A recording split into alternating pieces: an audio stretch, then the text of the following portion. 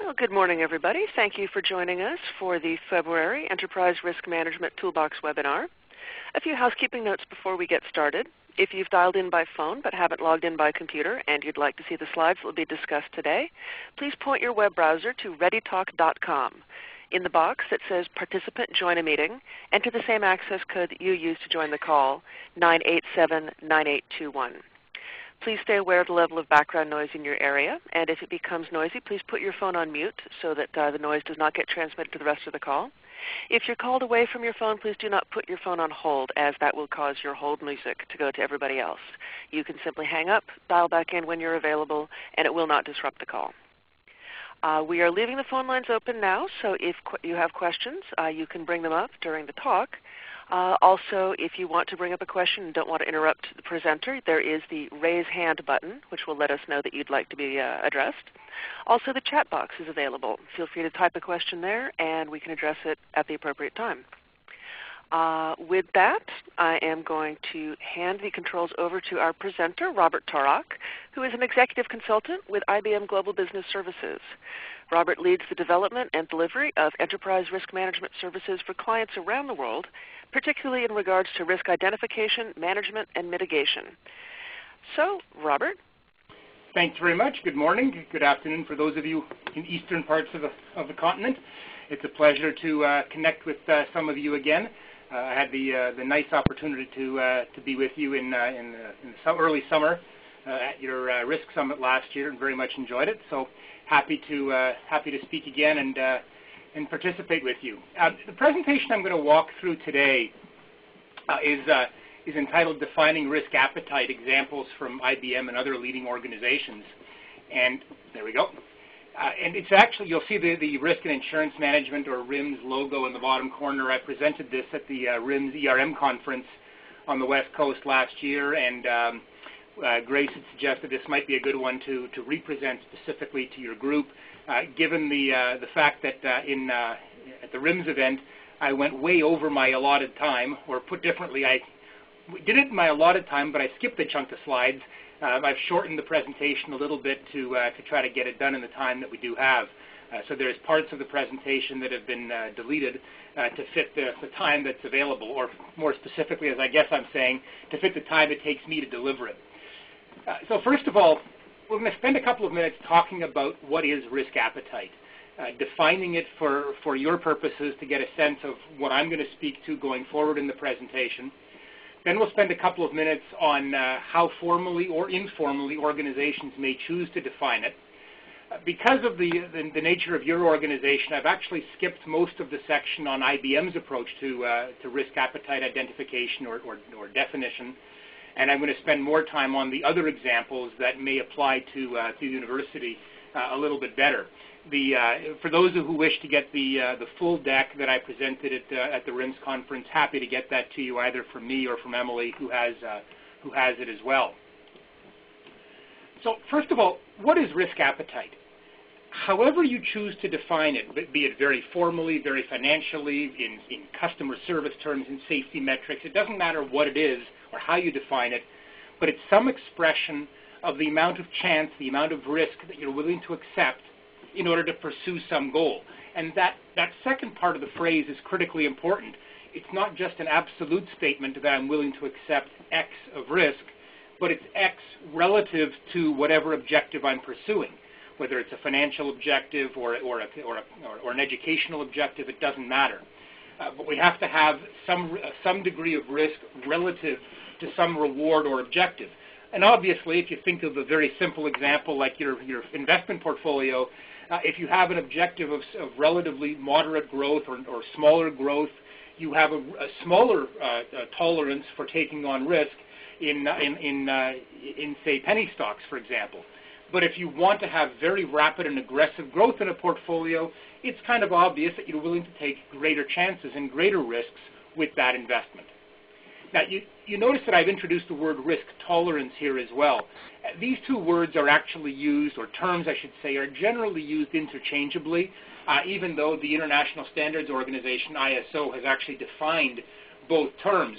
But the more I read them, the more I get confused as to what is really the difference. So I'm quite happy to just leave it as risk appetite is very similar to risk tolerance, and we'll accept the fact that we can use the two words similarly, or if we choose to define them for our own organization, then I've given you the ISO definition here. So I've talked about the fact that it's relative to an enterprise's objective, and I don't mean enterprise in your situation at the university level, but it could be a business unit, a function, a campus, an educational discipline. It doesn't matter. But relative to whatever that unit is that we're dealing with, their objectives. And the other key point is that we want to define our tolerance for risk, or appetite for risk, relative to our ability to do something about it. There's no point in saying that we're not willing to accept a certain type of risk if we actually can't do anything about it.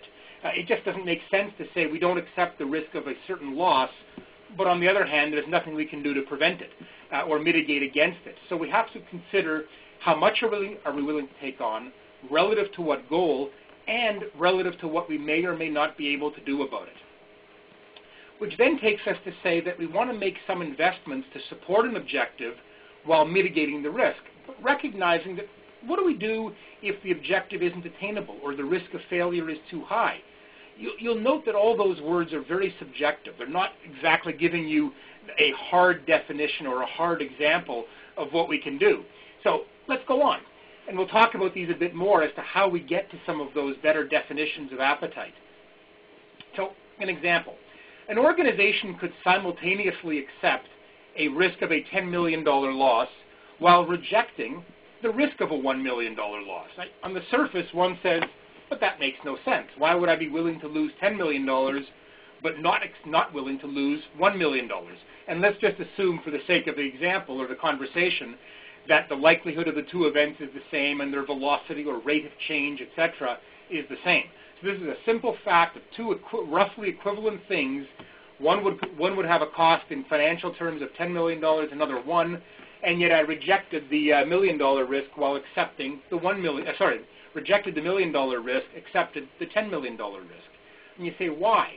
Well, there may be very little I can do about that $1 million risk exposure, and therefore my choice is black and white. Either I reject it or I accept it. Conversely, about the $10 million risk, there's a lot I can do about it. Therefore, I could accept it and then try to mitigate that risk. Okay, so you want to consider, what can I do about it? My apologies, it just dawns on me that I've kind of said it backwards. If you cannot do anything about the $10 million risk, you then run the choice of I accept it or I walk away from it. If I can't do anything about it and the reward is big enough, I might accept the risk. Conversely, the $1 million risk, I have little choice but to say I can't accept it because the reward is small, but there may be a lot I can do about it, so I want to send my folks back to work to drive that number lower. It's one of the reasons, in my view, why a technology-driven solution is difficult to deploy in the ERM space, because the system doesn't understand that there's a lot of choice around one of these options but not the other. The system may have a different way of looking at the reward for these two risk events, especially if they're qualitative rewards, and therefore why would I accept 10 but reject the 1? So you have a situation where I think the human wants to be able to apply judgment to say, while the system said X, there's a judgmental decision that takes me in a different direction. So a couple of things, and I'll show you a couple of graphics in a minute. The most traditional way of looking at risks, like I suspect you do as well, is to look at an impact versus a likelihood representation. In other words, the impact is on one scale, the likelihood is on the other scale, whichever way you choose. But that doesn't tell you the whole story. That actually tells you half the story. It says, what that tells you is what you're willing to accept, but it doesn't address, or you also need to address, what it is you can do about it, and what management, many of your leaders, have the ability to do to take preventive or mitigating actions against a particular risk. So for example, here's a very simple chart. I put 4 risks on it, scattered around this impact and likelihood grid. You can see it: impact on the vertical axis from none to very high, likelihood same, very low to extremely high, and I've got these 4 risks deployed. And if one stopped at this picture, you would say, well, we really need to deal with risk number 3 because it's likely to happen, or relatively likely to happen, and it's a big bang if it does, while risk number 1, it may fall into the, I don't want to call it the who cares category, but low area of importance or low area of priority, simply because it's low impact and low likelihood. Let me go one chart further. These are the same 4 risks, and all I've changed is the words on the 2 axes. So instead of impact on the vertical axis, it now says, what is management's ability to influence or control the impact of the risk? In other words, can management put in certain controls or mitigating practices or preventive practices that at the vertical, the top of that axis, this thing doesn't happen? Or there's nothing we can do about it, natural disaster being a perfect example, in which case it's at the bottom of the vertical axis because there's nothing management can do, particularly in regard to the likelihood if I switch axes for a minute. Again, the same words. So now we're looking at management's ability to influence and or control the likelihood that a particular risk event occurs. So you'll notice risk number 1, although it wasn't a big deal to the organization, falls into the top right quadrant here, where we're now arguing that, in our opinion, management can influence to a tremendous degree whether this risk event occurs in the organization, and we have a lot of influence over the impact of the event. So we can put in, it might be a fraud control, for example, and we can prevent the particular type of fraud if we instituted a certain type of event. Now we're in a situation where management can virtually prevent the occurrence of the risk and therefore make the impact extremely low because major frauds are prevented, etc. All of a sudden, this becomes a risk that we might consider, hey, maybe we should address because it's relatively easy for us to deal with. Whereas the prior risk number 3, if I recall correctly from the prior chart, which was in the top right quadrant, I just went back a page, is actually something we can do very little about. So I might be in a position with risk number 3 to take it or leave it because there's relatively little I can do about it, even though it's a high impact, high likelihood risk. So when you combine the two graphics, what you see is that risk number 3 moves down, may move down. I don't want to make this a definitive decision, but may well move down to be a low priority for the organization to attack, while risk number 1 flips up to be the first thing you attack, simply because you can. In other words, what I'm suggesting that organizations consider is not just the impact and likelihood, the inherent impact and likelihood of an event, but what can I do about it? And if I can deal with it easily, risk number 1 being the prime example, maybe I choose to address that risk, even though the immediate benefit of doing so is relatively small. It just gives me a lot of bang for my buck, so to speak, and excuse the analogy there. Whereas risk number 3, I might want to do a lot about it, but frankly, I can't. And therefore, I may be better off to say, I put my risk mitigation or prevention or response dollars somewhere else where the relative impact of my spend, my resource deployment, is greater. So it's another way of looking at risk appetite, just to summarize that point of the discussion, to say, yes, what's the impact and likelihood? Second, what can I do about it? Combining those two views might give me a very different position on which risks I choose to mitigate or not mitigate or prevent, and to what degree. So let me move on into a formal definition of risk appetite, or how formally risk appetite is often defined.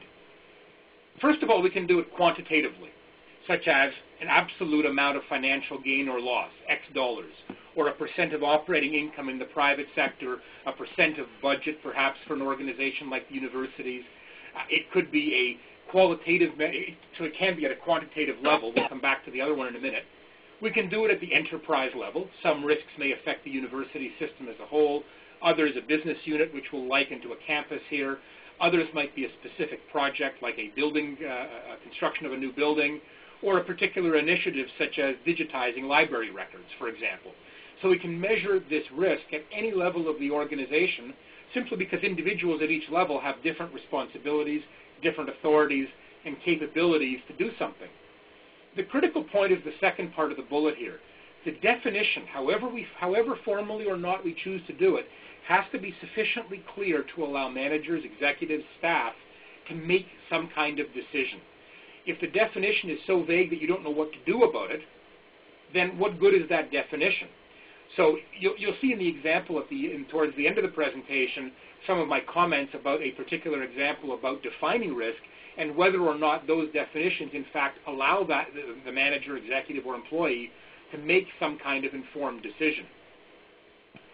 Let me turn to qualitative examples. And my tone here of the bullets somewhat suggests that I'm not a fan of it, because the challenge of any qualitative decision is how much is too much. So we're willing to take on a moderate degree of risk. Well, what does the word moderate mean? Moderate to me means something. Moderate to a couple of you means something else. Moderate to somebody at Textron or IBM Corporation means something entirely different. I've seen organizations say that safety is our #1 priority. But, and so if I said to that organization, we can reduce the likelihood of, say, an employee being hurt on the job by 20% with a $1,000 expenditure, they'll say that's a no-brainer, we'll do that. Safety is our #1 priority. What if I said that same objective can be met if it was a $10,000 investment? No problem, let's do it. Add another zero. Would you do it for $100,000? For $1 million? And keep adding zeros, because at some point the organization says, well, wait a minute, either that's beyond our absolute capacity to deal with, or that's insane to spend $100 million to reduce the likelihood of somebody getting hurt on the job by 20%. It makes no economic sense. Trust me, I'm not advocating that we allow people to get hurt on the job, but there is some point at which we say, this doesn't make sense for us to go further, or we absolutely can't go further because we don't have the resources to do it. But the challenge is, as you get into these qualitative definitions or qualitative examples, it's very hard for the employee or the manager to draw the line and say, that's the point at which we have to say stop, because we've done it very informally. If you look at the page I'm showing you now, and this is almost humorously, I want to put this with a sort of tongue planted in cheek a little bit. This goes back to a study from, if I'm reading the citation right, about 20-odd years ago, 25, 26 years ago, in a journal of psychology that I found, and they asked people to put a quantitative definition or expression to the words that are written in the left column, like almost certain, probable, good chance, etc. And the blue and the, I guess it's pink, or salmon colors, tell you what the range of the low numbers were, the range of the high numbers were, and what the median estimates were. And what you can see from this little example is that the words that individuals use have such a wide disparity of meaning as to be almost meaningless.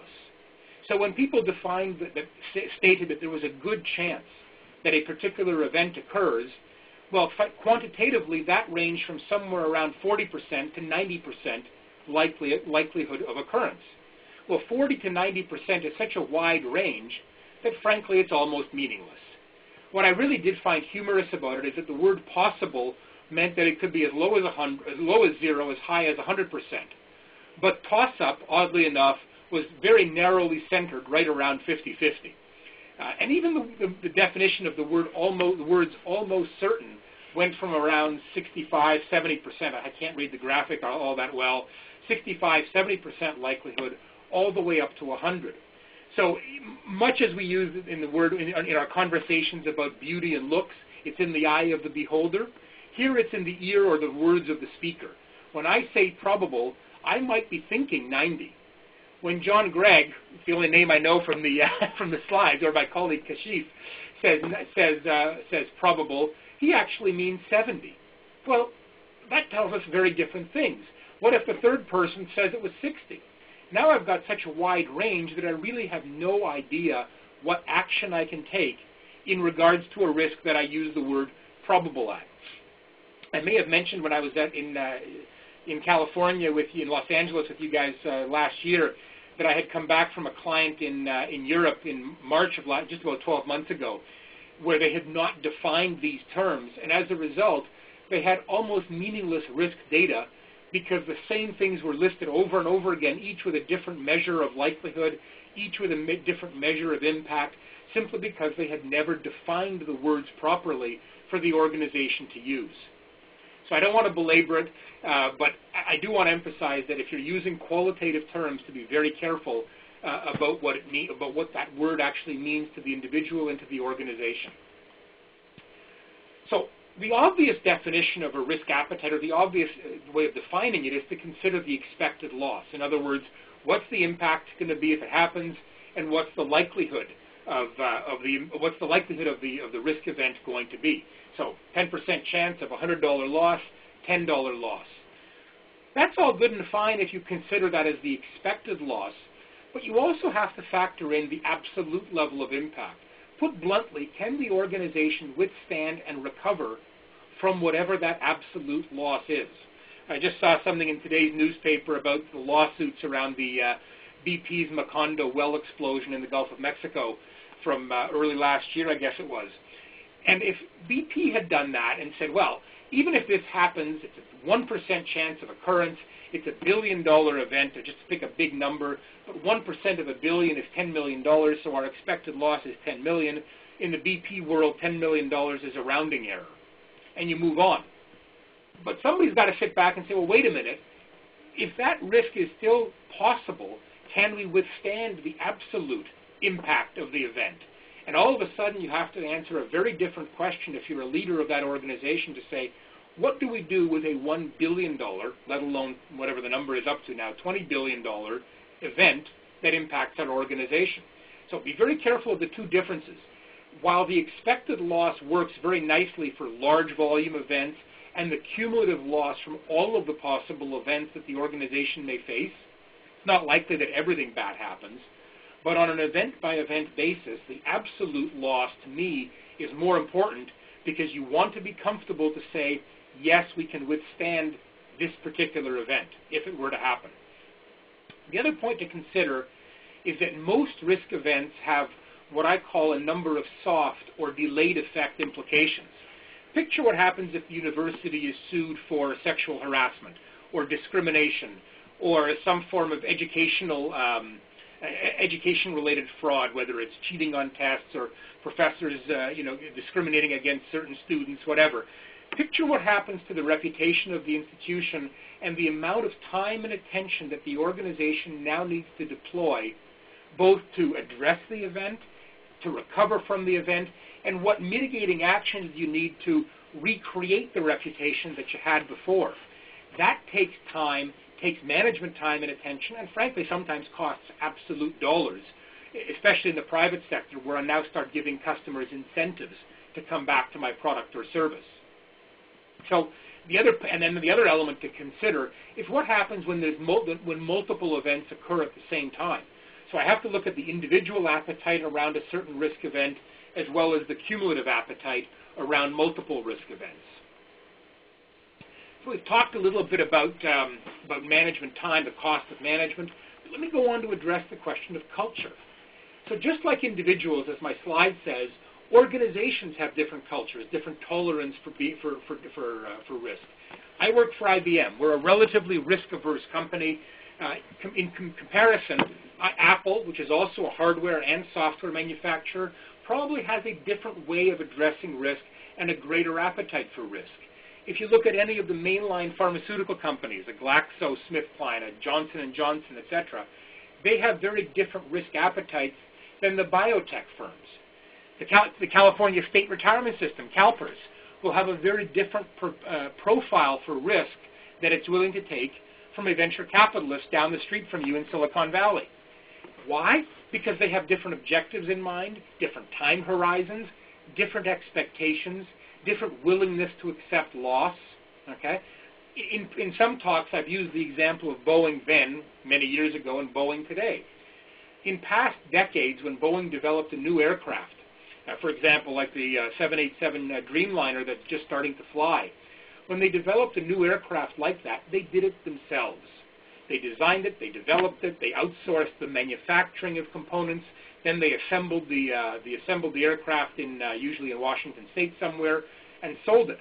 When I say outsourced, in fact, they simply procured wings or landing gear or avionics or whatnot from a supplier. A pair of wings, $20 million for a pair of wings, supplier contract, case closed. But what that meant for Boeing is they were literally, to use their words, they were betting the company on every single development of an aircraft. So when they developed the 737, the 747, et cetera, each time they bet the farm, so to speak, and said, if this aircraft fails, we fail, because we're putting all of our efforts into that development. In the 787 program, and this is no judgment on my part, because frankly I don't know, in the 787 program they made the decision that we can't bet the company. Their risk profile changed, different words. And they actually developed partnerships with a number of major suppliers where, in effect, major suppliers own a percentage of the program. So and I'm making up numbers here, instead of buying wings for $20 million, they were paying $10 million for the wings because the wing supplier owned 5% of the 787 program and was therefore sharing in the success or failure of that initiative. But clearly that's a lower risk profile for Boeing to be taking than what it had taken before. Let me also go on to address the fact that your risk appetite is not an absolute number, even if you could express it as such, but it depends on why the risk occurred or what caused the event to occur. Private sector example, my apologies for the first part of it, but in IBM's case, if one of our customers goes bankrupt and we write off $1 million, it might be seen as a bad business outcome. We don't like it, but it's a bad business outcome. These things happen in the business world. Customers do go bankrupt. You know, students who enroll in university are unable to pay their fees. It happens. That's a very different risk exposure and loss to $1 million fraud exposure or fraud loss. One is normal business, it just happened. The second is embarrassing, and it's probably outside the bounds of your tolerance that even any fraud occurs. So, you know, the former is simply an unfortunate outcome. The latter indicates a problem. So your definition of risk appetite has to contemplate the nature of the risk as well. Was it preventable? Was it controllable? Could we have done something about it? As opposed to, hey, it happens. It's normal. It's normal course of business that these types of things occur, much as we institute programs to prevent or mitigate them. But it happens.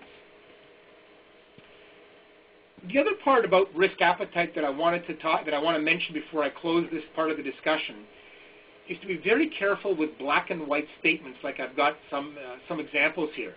I've seen organizations state, we have zero tolerance for theft. Okay? If I take a pencil home, does that mean I've stolen it and you're going to terminate me? Maybe, but it's pretty unlikely. I had the second bullet, I had that exact conversation with a pharmaceutical company in the U.S. last year. Sorry, I guess it was 14 months ago. They wanted to establish or had established a policy that said, we have a zero tolerance policy for drugs in the workplace.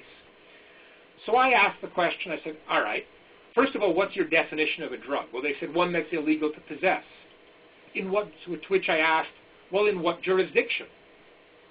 And I won't say where, but in the state they were located in. I said, all right, fine. But what happens if somebody comes here from a state where that drug is permitted, or country where that drug is permitted? Then what are you going to do? You're going to have them say you should have declared it at the state line or the border when they brought it into the country? So, and finally, do you want to not ask the question, why is it in your possession? Or understand why it's in the employee's possession? So you want to be very careful about establishing a zero tolerance policy, because you may be in a position where you in fact cannot act on it or choose not to act on it, which in turn then weakens the very definition of the policy you've laid out. So you said we don't take any risk related to drugs in the workplace, we simply don't tolerate it. If you possess it, you're terminated. Okay, but watch the consequences, because if you're forced to start backpedaling, then you have an issue, because what are you going to say to the second employee who's found to have drugs? Don't worry, I'm not condoning it.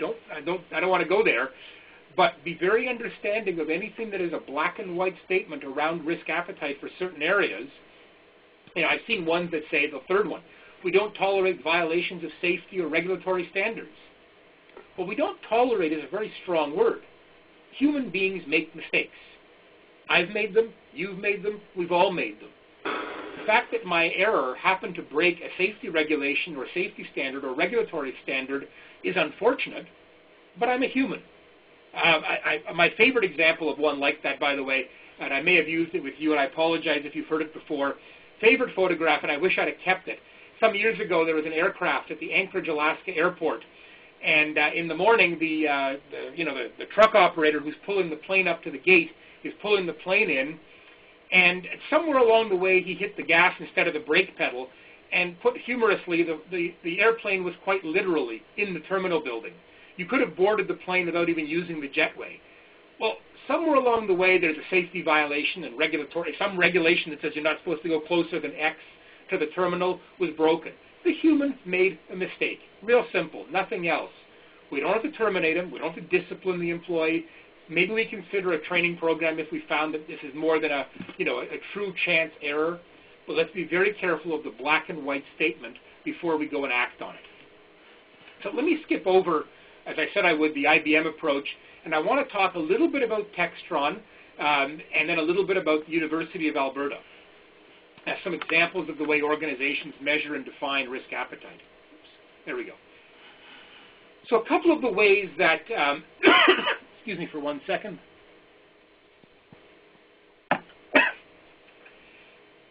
Sorry, I wanted to get some water. Now the water went down the wrong way. All right. So a couple of the ways that the private sector often measures risk appetite is in some way, shape, or form relative to earnings or capital assets, capital requirements. But private sector and public sector organizations equally use things like reputation, a credit rating if you have, if you have debt outstanding. Perhaps it's regulatory standing in the case of a utility, for example, or an airline that's heavily regulated, a bank that's regulated. In some cases, we'll use things like market share or customer, client, student satisfaction, stakeholder satisfaction. Just be aware that sometimes you're going to have events that drive one or more of these in different directions. So some event improves one while hurting the other one. So you have conflicting objectives that you're seeking to balance at the same time. In the case of Textron, they measured everything relative to net operating profit in that year. In the case of IBM, we measure things relative first of all, relative to roughly the same definition, net operating income, but we have an 18-month window that we're looking at. So will it affect us in the next 18 months? I have a bit of an issue with the 18-month window simply because in many cases the risk mitigation action takes longer than 18 months to implement or longer than 18 months to come to fruition, and therefore it's too late, frankly, to act by the time comes to act. Put it in an academic setting, for example. Imagine you had an 18-month window where you address risks that you fear or feel may occur in the next 18 months. Suppose I said to you that 50% of the professors in the history department on campus X are retirement eligible in 2014. Well, that's not 18 months from now, so you don't see it. Come July of this year, you'll suddenly discover, oops, we have an issue. But July of 2012 is probably too late to begin recruiting for January of 2014 to have trained academics in place with some career progression, etc. So therefore, when should you have acted on that risk for the professors that are retiring in 2014? Maybe starting 5 years ago, to develop some experienced, more senior academics plus some newer ones coming behind them, etc. So my concern about a time window is that sometimes organizations wait too long to act simply because it doesn't fall into the window that they need to see.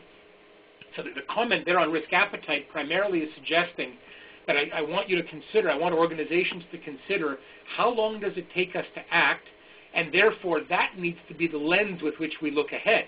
There are certain risks we may only look 12 months out at. There are others we should be looking 15, 20 years out because that's how long it's going to take us to get to the mitigation of the risk through whatever action we need to take. All right, let me come to the University of Alberta, and I wanted to share this one primarily because it's another educational institution, albeit admittedly nowhere near on the scale of the University of California system. They probably only have one or maybe two campuses in one city, somewhere about 1,500 miles north and a little bit east of you. So the first statement is interesting, and I've bolded some of the words. They state that their success is managing drivers of value. Whatever those drivers are, they've outlined strategic initiatives, etc. But fundamentally, they've identified their value drivers, and you'll see some of them in a couple of minutes. They clearly understand that there's an element of risk in everything they do, And going back, somewhat analogous to what I said at the very beginning of my talk, their key question is, how willing are we to accept risk relative to each value driver? Okay? So risk appetite is defined as our willingness, or the university's willingness, to accept risk in pursuit of a given objective. And that's very important for us to remember, because it goes back to what I said at the outset. And it's a continuum, which is also important to note. We'll see that on the next slide. So they've identified 5 appetite statements, if you will, okay, ranging from zero risk appetite, where we say we are not at all willing to accept any risk under any circumstances that results in reputation damage, financial loss, breakdown in systems, you can read the words afterwards, etc., injury to staff and students. There are things where that's the definition of zero risk. In other words, we cannot tolerate it. We either have to walk away or put in place sufficient preventive mechanisms that these risks flat out simply don't happen. And you keep going, and as we go up the scale from 1 to 2 to 3 to 4 to 5, what we're doing is changing the adjectives. So we go to number 5 at the other extreme, and we say we accept those opportunities that inherently have a high risk, even though they result in reputation damage, financial loss, potential injury, etc. So it's the same. We're not applying these appetite statements to any particular circumstance, just finding the words to define them. Okay, finding the words to describe what we mean if we say we have, on a 1 to 5 scale, an appetite of 2 or 5. And then we'll see in a minute how those are used. Put it in a simple example. If we're operating chemistry labs, we cannot say we have a zero risk appetite of injury to staff and students, because we are going to be mixing things that can go boom. We are going to be mixing things that can catch fire. We are going to be using chemicals that can cause damage to facilities and people. So if we're going to use them, then we cannot say we have a zero risk appetite. We are going to have to put in preventive mechanisms, but it's insane for us to say we have no appetite whatsoever for it, because I promise you there's nothing you can do to be absolutely certain that the risk event doesn't occur. Let's look at a couple of value drivers. They talk about students as being a value driver. They want to recruit and retain the best students. They have standards for bringing students in. They list a couple of strategic initiatives. So students are a value driver. Their academic reputation is a value driver. And I didn't list all these strategic initiatives just because it would take too long. A couple of other value drivers, their general reputation. They want to foster an environment of critical thinking. And note the next part of the statement and what it means. We accept that this impacts how the institution is viewed externally, and we recognize that tolerance varies across the institution. But if we'd go further, what we would also find is that your general reputation is actually enhanced by allowing critical thinking. You may not like what academic X or researcher Y found or says, but promoting their thought does in fact enhance the reputation, even though what they're saying may be offensive to some.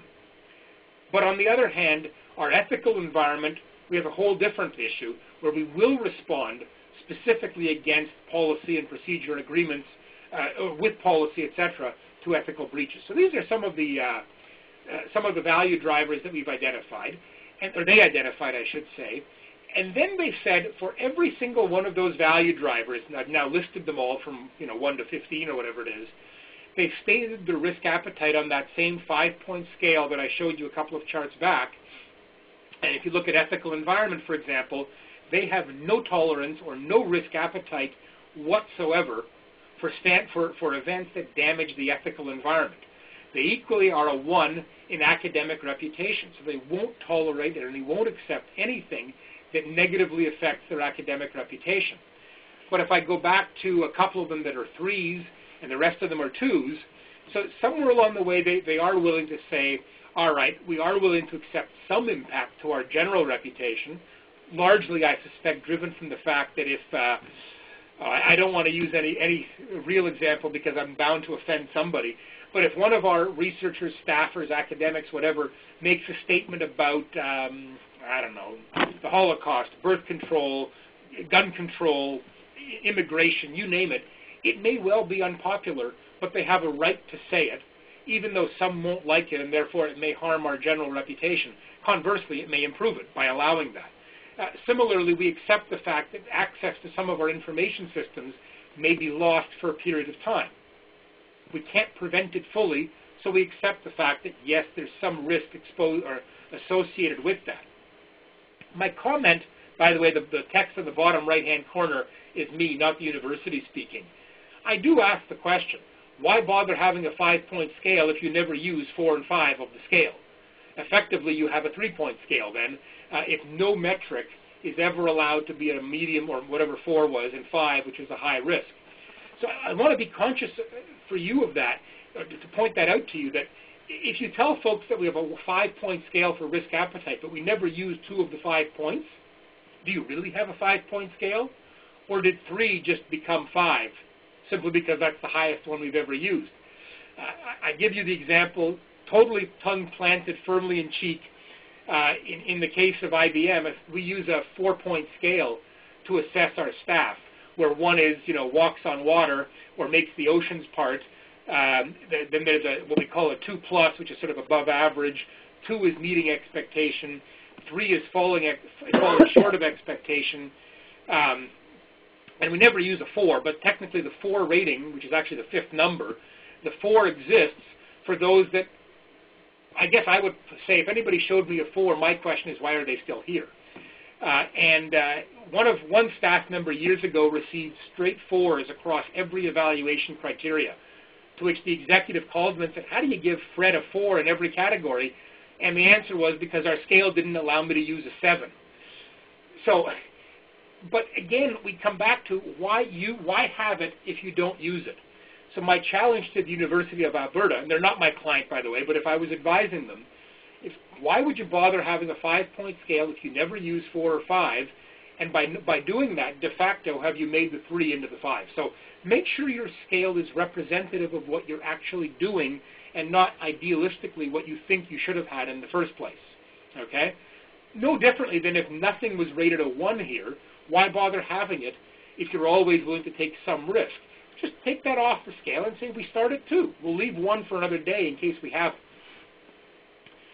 My last slide to summarize, and I want to leave this open for questions over the phone line or over the chat line. First of all, risk appetite is one that is generally quantitatively described. It is often qualitatively described because it's hard to quantify. But I would prefer that organizations quantify it to the extent you can. What makes it hard, though, is to stick with that quantification because, as I said earlier, that executives want to keep flexibility. Leadership wants the flexibility to override the statement and rely on gut feel. But having said that, and I somewhat make a circle here, which I apologize, I don't want to override it so blatantly as to say, I know what the system said, but I don't agree, so we're going to go in a different direction. And hence there's some reluctance to let the system recommend which risks to mitigate, because that leaves you open to second-guessing, why do you have a system if you're going to simply override it? Okay?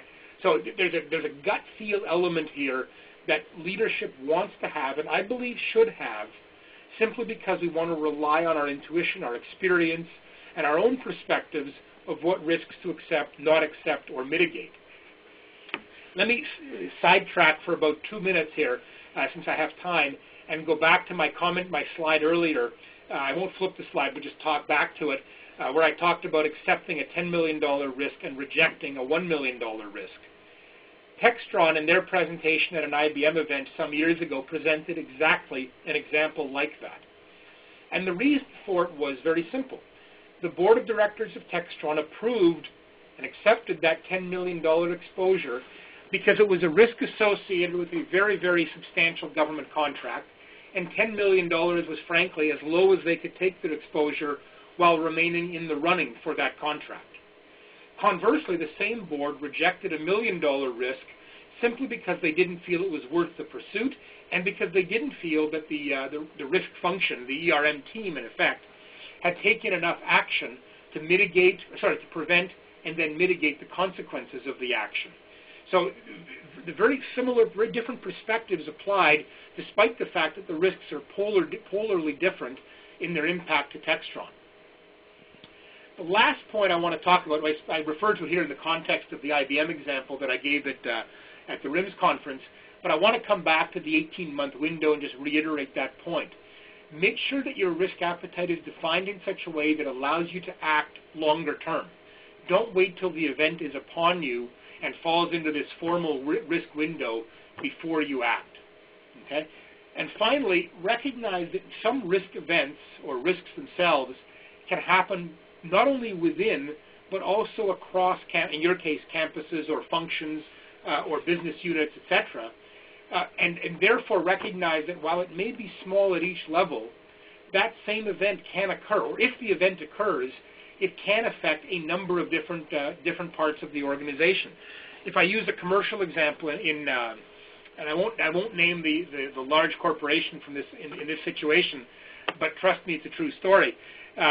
One of the United States' largest companies, which had General Motors as a customer, mandated that every transaction with General Motors, or every contract, not transaction, every contract signed with GM was reviewed by the global CFO, and this was done for about 2 to 3 years prior to GM's bankruptcy filing, because they recognized their inherent concern that each business unit might be willing to accept the risk of a GM bankruptcy, but if each one made that decision, the cumulative exposure to that risk event was a lot greater than the organization itself was willing to take on in total. So look long, look wide. And let me stop right there. Oops, click on the thank you slide here. You've got my contact information for email or by phone. Happy to take, we've got about 10 minutes left, 12 minutes left. Happy to take any questions you might have, be it, as I said, over the phone or over the chat line if there are any.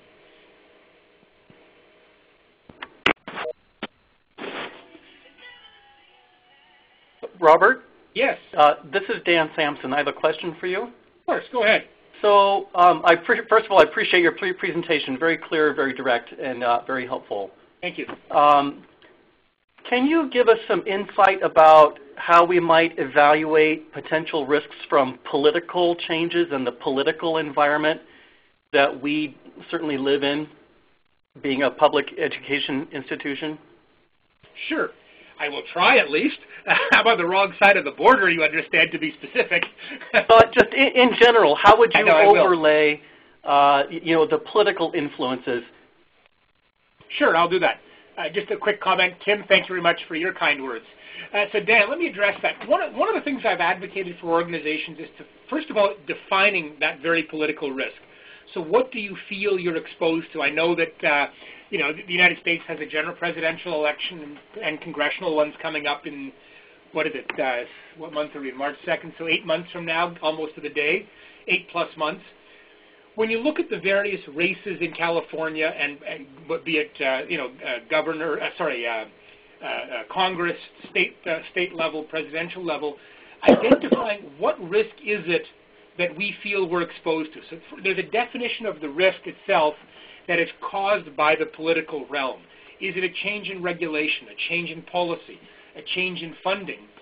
And start to build in what I'll call buffers or flexibilities around some of those risks so that if they materialize, you're in a position to act. So, or can you influence them beforehand, which goes without saying that in bad words, it's called lobbying. In good words, it's called influencing the outcome, right? What is it we can do now to prevent or mitigate or soften the impact of a particular regulatory change or legislative change if certain parties or individuals are elected to office? So that the critical challenge is identification and addressing those risk events up front. Once the election takes place, you now know with a fair degree of certainty whether that risk exposure in fact remains. I started to teach this publicly in 2008 or prior to the 2008 election in Canada and the U.S. And I said, look, once somebody wins the presidency or in Canada a government, certain risks will now occur or you have high reason to believe will occur. Others are gone because the other party isn't in power. But if you built that flexibility in up front to say, all right, and I'll just use the names I know. So if President Obama is reelected, or governor, I don't even know who the governor is now in California, if Governor X is reelected, what is he or she likely to do that will negatively impact the institution? And therefore, what actions do we take today, progressively between now and November, to, I don't want to say prevent their election, that's going too far, to prevent the event or mitigate the impact of the event? Is there influencing we can do to put our point of view in the public domain and show the impact on the university of these events? Are there practices we can start having today that when that regulatory change comes down the pipe, if it happens, we already have those practices in place, ready to go or already operating, and therefore the impact to us then is relatively small? That's the best I can probably come up with, Dan, at least for a 2-minute conversation. That's great. Thank you very much. Don't be shy. You probably have all seen me speak at your events, so at least you know who I am. Hi, Robert. This is John Gregg. Hi, John. Hi. I've got a question going back to your slide where you showed the movement of number 3.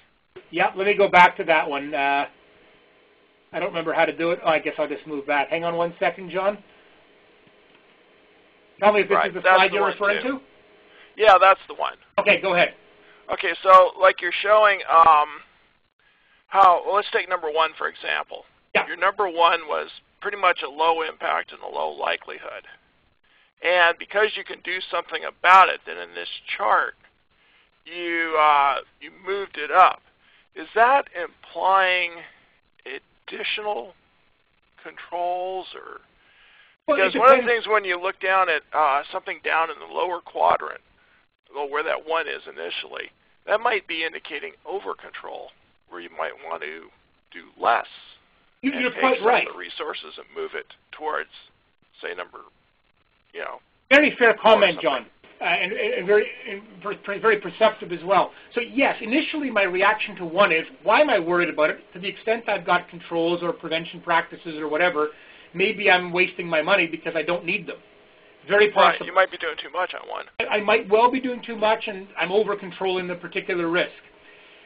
And by the way, if you assume that the top half of the page is the residual or remaining risk versus the inherent risk at the beginning, does change the way you answer the question or have the conversation.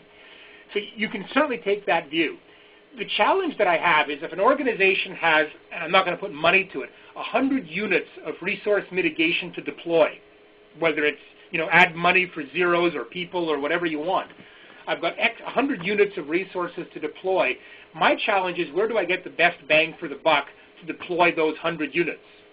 And my suggestion on risk number 1 is that with a nominal effort, I might be able to take significant action against that risk, whereas on number 3, even if I put 50 of the units or 80 of the units of my effort against it, there's not much I can do about it. So therefore, what I want to do is basically, what I'm suggesting here is that we put our effort where I can have some impact, but I do want to consider, I skipped over it, I didn't comment on it, John, and I should have, that the objective is not to so over-control the easy ones that I end up putting employees in, literally in a straitjacket, going crazy that they can't do anything, okay? So you're right. I didn't talk about the possibility that risk 1 is already sufficiently or well controlled. I'm trying to look at it, and I didn't say it clearly perhaps, from the next incremental dollar of risk investment, where is it better used? Is it better used on number 3 where there's not much I can do about it, or number 1 where there's a lot I can do about it?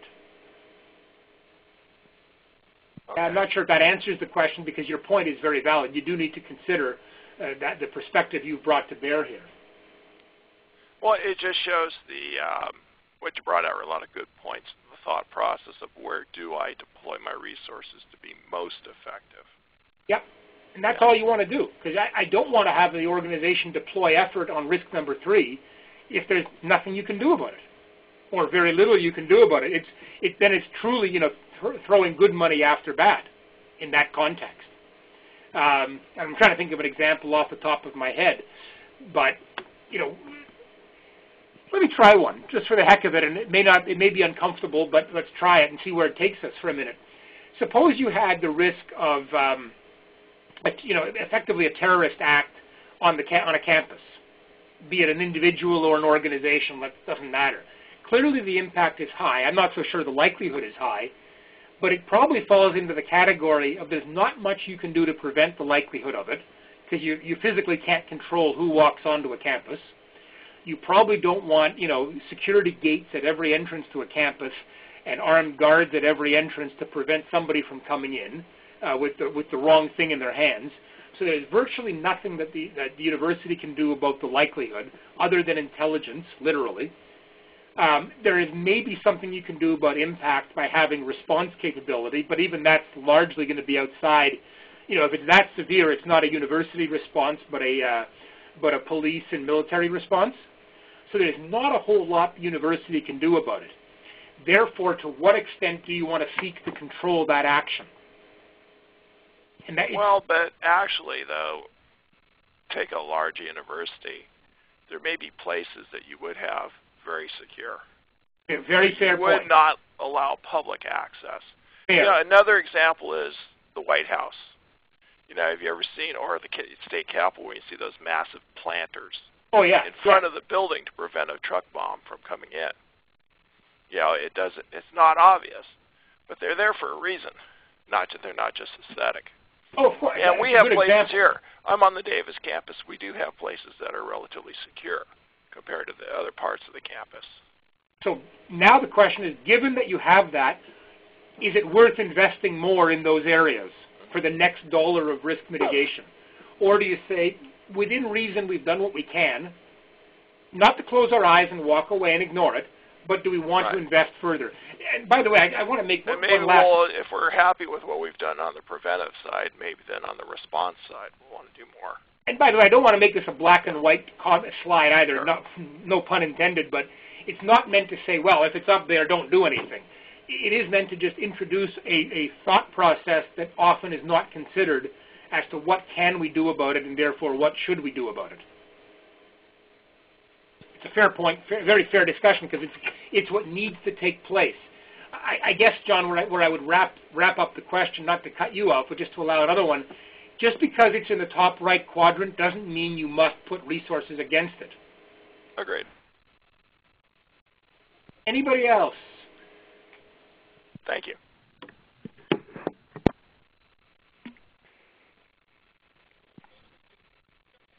Emily, we're pretty much at the bottom, the top of the next hour. Indeed. So if you want to wrap up or close, and by the way, if anybody has a follow-up or doesn't want to ask over the phone or publicly, my phone number and email were on the last slide. I'm assuming, Emily, these are available to folks, so the slides can be downloaded or taken however they want. So feel free to reach out to me afterwards, or in the meantime, thank you very much for your time. Pleasure talking to you as always. Thank you for joining us, everybody.